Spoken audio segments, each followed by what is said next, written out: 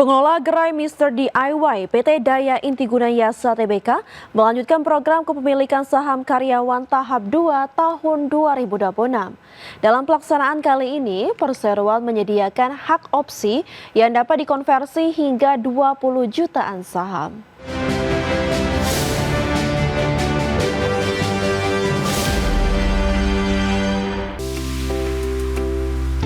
PT Daya Inti Gunayasa Tbk secara resmi melanjutkan pelaksanaan program kepemilikan saham bagi manajemen dan karyawan atau MESOP tahap 2 tahun 2026.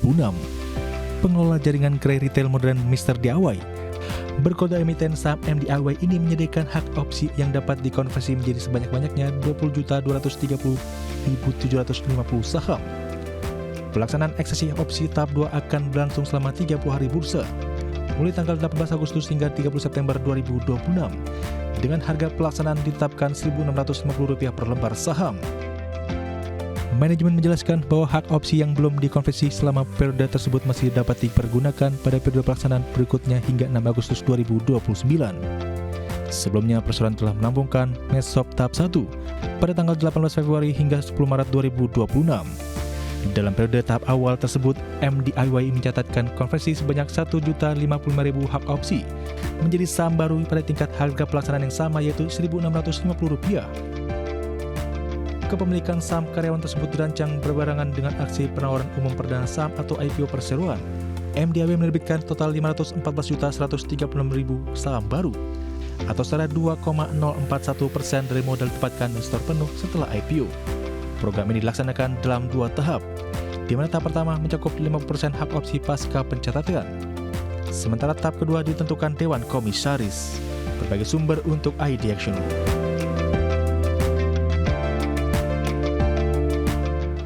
Wakil Menteri Keuangan Juda Agung menyebut kondisi fiskal Indonesia masih berada dalam jalur yang sesuai atau on track di tengah ketidakpastian ekonomi global. Yuda mengatakan salah satu indikator yang menunjukkan kondisi fiskal tetap terjaga adalah pertumbuhan penerimaan negara yang mencapai sekitar 24%. Menurutnya, selain penerimaan yang tumbuh stabil, belanja negara juga terus berperan sebagai salah satu motor pertumbuhan ekonomi. Pada saat yang sama, defisit fiskal masih terkendali dalam batas yang aman. Yuda menegaskan pemerintah tetap menjaga defisit fiskal di bawah 3%. Menurutnya, keseimbangan antara penerimaan belanja dan pengendalian defisit menjadi bagian penting dalam menjaga kesehatan APBN. Di sisi lain, Yuda juga mengingatkan bahwa kapasitas APBN memiliki keterbatasan untuk memenuhi seluruh kebutuhan pembiayaan pembangunan nasional. Alhamdulillah, kondisi fiskal kita saat ini on track. Di tengah ketidakpastian ekonomi global yang sedang kita hadapi, penerimaan negara tumbuh stabil sekitar 24%. Belanja berperan sebagai salah satu motor pertumbuhan ekonomi dalam 2 kuartal terakhir ini, kuartal 1 dan kuartal 2 tahun 2026. Defisit fiskal juga masih terkendali. Menteri Sekretaris Negara Prasetyo Hadi mengatakan pemerintah terus mempercepat penanganan kebakaran hutan dan lahan Karhutla yang masih terjadi di sejumlah wilayah Indonesia di tengah kondisi cuaca yang sangat kering. Prasetyo menyebut sejumlah wilayah yang mengalami banyak titik api, di antaranya Kalimantan Barat dan Kalimantan Tengah. Karhutla juga terjadi cukup besar di kawasan Taman Nasional Bromo Tengger Semeru, Jawa Timur.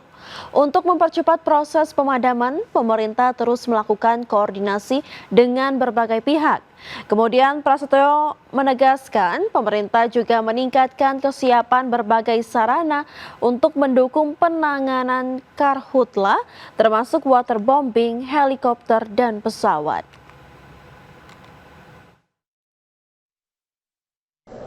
Dalam rangka atau dari masa El Nino ini masih banyak terjadi karhutla di sebagian wilayah Indonesia. Beberapa yang sangat banyak jumlah titik api adalah di Kalimantan Barat dan di Kalimantan Tengah, dan yang cukup besar terjadi di Jawa Timur, di Taman Nasional Bromo Tengger Semeru. Kami terus berkoordinasi dengan pemerintah provinsi Jawa Timur, kemudian dengan Pangdam, dengan Kapolda, kemudian dengan Menhub beserta dengan seluruh jajaran Kepala Balai Taman Nasional Bromo Tengger Semeru untuk terus melakukan upaya sekeras-kerasnya untuk sesegera mungkin melakukan proses pemadaman supaya tidak terus.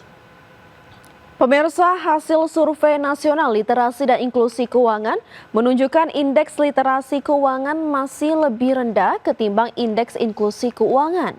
Ketua Dewan Komisioner OJK menjelaskan data tersebut mengindikasikan masih terbatasnya pemahaman literasi yang dimiliki masyarakat ketimbang akses masyarakat ke sistem keuangan nasional. Badan Pusat Statistik mencatat indeks inklusi keuangan nasional mencapai 93,61%. Sementara indeks literasi keuangan tercatat sebesar 69,57% dalam SLNIK 2026. Ketua Dewan Komisioner Otoritas Jasa Keuangan atau OJK Frederika Widiasari Dewi menjelaskan, peningkatan tersebut menunjukkan semakin banyak masyarakat yang memiliki akses terhadap produk dan layanan keuangan, sementara pemahaman akan sistem keuangan masih terbatas. Frederika menilai tingginya indeks inklusi dibandingkan literasi menunjukkan masih adanya kesenjangan antara akses dan pemahaman masyarakat terhadap produk jasa keuangan. Menurut Frederika, literasi keuangan tidak hanya berkaitan dengan pengetahuan, tetapi juga mencakup keterampilan, keyakinan, sikap, dan perilaku dalam menggunakan layanan keuangan.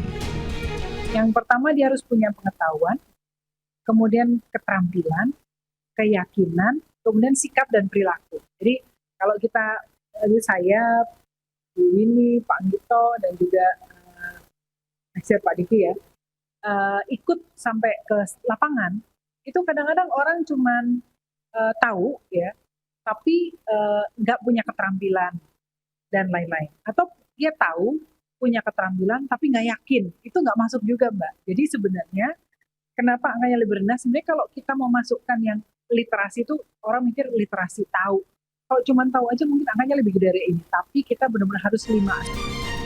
OJK memastikan akan terus memperkuat edukasi keuangan kepada masyarakat, termasuk mengenai pengelolaan keuangan. Selain itu, penerangan atas investasi ilegal serta berbagai modus penipuan atau scam yang semakin berkembang akan terus dilakukan demi melindungi masyarakat luas. Dari Jakarta, Raharjo Patmo, Tim Liputan IDXNO.